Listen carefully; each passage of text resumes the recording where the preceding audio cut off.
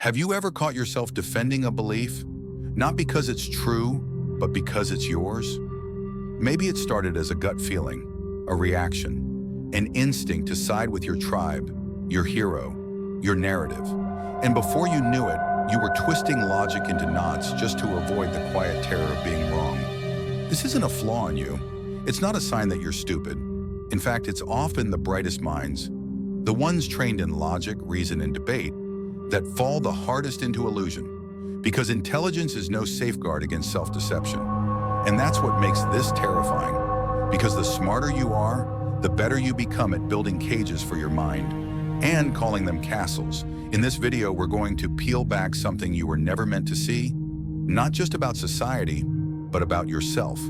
Why truth feels unbearable, why lies feel like safety, and why, if you don't confront this, you will spend your life lost in someone else's narrative, while believing it was always your own. We love to believe that intelligence protects us, that once we know better, we'll do better, that education inoculates us from manipulation. But here's the twist.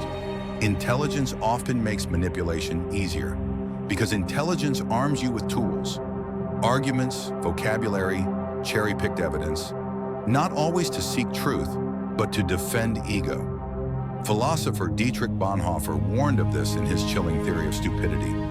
He said, "Stupidity is not an intellectual defect, but a moral one." In other words, it's not about how smart you are. It's about whether you've surrendered your judgment to the crowd. And when you're clever, when you're persuasive, when you can rationalize anything, you may be the most blind of all. Look at the 20th century. Brilliant thinkers, professors, scientists. Many sided with ideologies that led to atrocities, not because they lacked intelligence, but because they used their intelligence to justify loyalty to power, to nation, to dogma. They weren't deceived by others.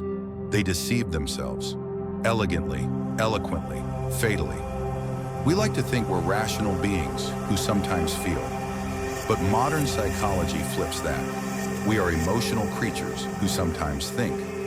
Cognitive biases, confirmation bias, motivated reasoning, the backfire effect, all prove one thing. Your mind isn't a cold calculator, it's a lawyer defending your identity.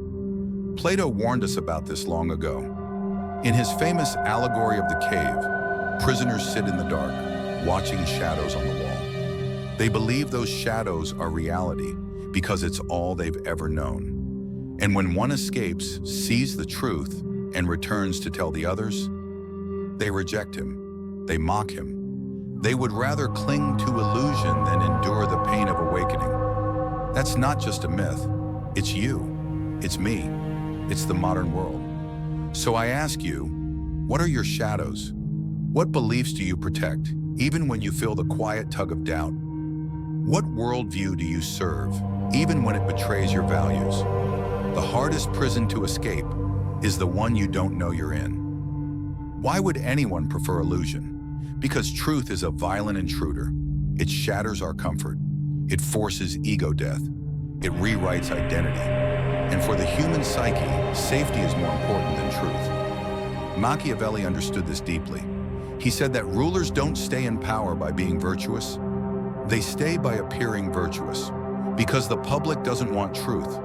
They want certainty, a convincing illusion, a clean narrative.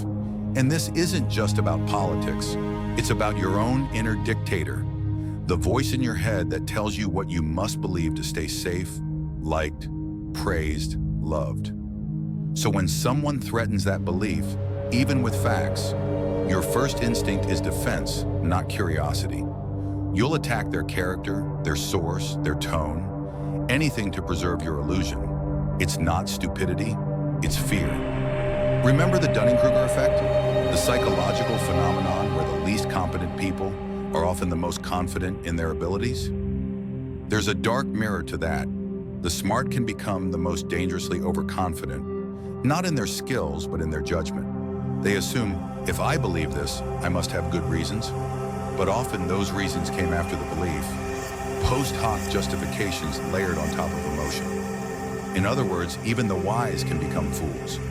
Just better dressed fools. So what's the way out? It begins with philosophical humility, the awareness that your mind is not a mirror of reality, but a lens, warped, biased, fragile. Nietzsche said, "Convictions are more dangerous foes of truth than lies." Why? Because convictions feel moral, they feel noble, they become sacred. And once something is sacred, you stop questioning it. But philosophy, real philosophy, is not about having answers. It's about loving the questions, sitting in discomfort, doubting your doubt, peeling back your mind layer by layer until nothing remains but honest uncertainty. And in that stillness, something radical can happen. You stop defending yourself, and you start observing yourself.